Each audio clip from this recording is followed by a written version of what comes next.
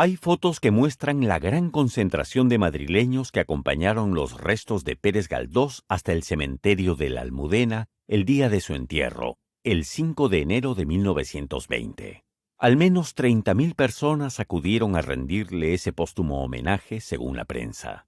Aunque no todos aquellos que siguieron su carroza funeraria lo hubieran leído, había adquirido enorme popularidad. ¿A qué se debía? A los episodios nacionales, sobre todo.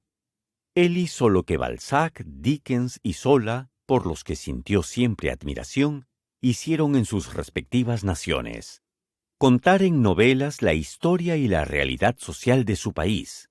Y aunque sin duda no superó a los dos primeros, pero sí tal vez en ciertas novelas a Émile Zola, que había nacido solo 3 años antes que él, con sus episodios estuvo en la línea de aquellos, convirtiendo en materia literaria el pasado vivido, poniendo al alcance del gran público una versión quieta pero amena, bien escrita, con personajes vivos y documentación solvente, del 19, decisivo en la historia española, porque en él ocurrieron la invasión francesa, las luchas por la independencia contra los ejércitos de Napoleón, la reacción absolutista de Fernando VII, la invasión de Marruecos, las guerras carlistas, la Primera República y su corto tránsito, y finalmente la Restauración.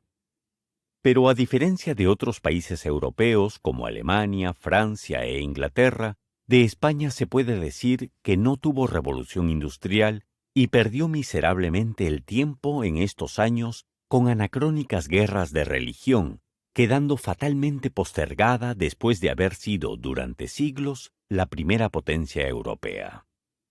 El mérito de Pérez Galdós no es solo haber documentado con novelas todo este periodo, sino cómo lo hizo. Con objetividad y un espíritu comprensivo y generoso, sin parti pris ideológico, poniendo la moral por encima de la política, tratando de distinguir entre lo tolerable y lo intolerable, el fanatismo y el idealismo, la generosidad y la mezquindad en el seno mismo de los adversarios. Eso es lo que más llama la atención al leer sus novelas, sus dramas y sus episodios. Un escritor que se esfuerza por ser imparcial. Su actitud da la impresión de congelar a la España de entonces en una mirada quieta y objetiva que inmoviliza aquello que quiere narrar para dar una visión más fidedigna de lo narrado. Nada más lejos del español recalcitrante y apodíctico de las caricaturas que Benito Pérez Galdós. Era un hombre civil y liberal que en su vejez militó con los republicanos, pero antes que político, pese a que estuvo en las Cortes, fue un hombre decente y sereno. Al narrar un periodo neurálgico de la historia de España, se esforzó por hacerlo con imparcialidad, diferenciando el bien del mal y procurando establecer que había brotes de uno y otro en ambos adversarios.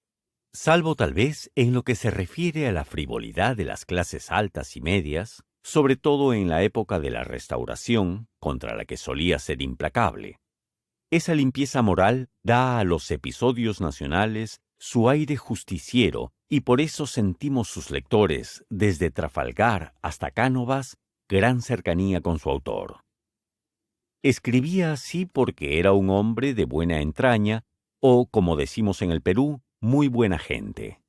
No siempre lo son los escritores. Algunos pecan de lo contrario, sin dejar de ser magníficos escribidores.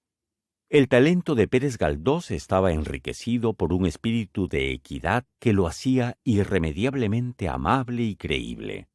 Pero esa equidad daba a lo narrado por él esa quietud que se confunde con la inmovilidad, como si lo que narrara fuesen fotografías.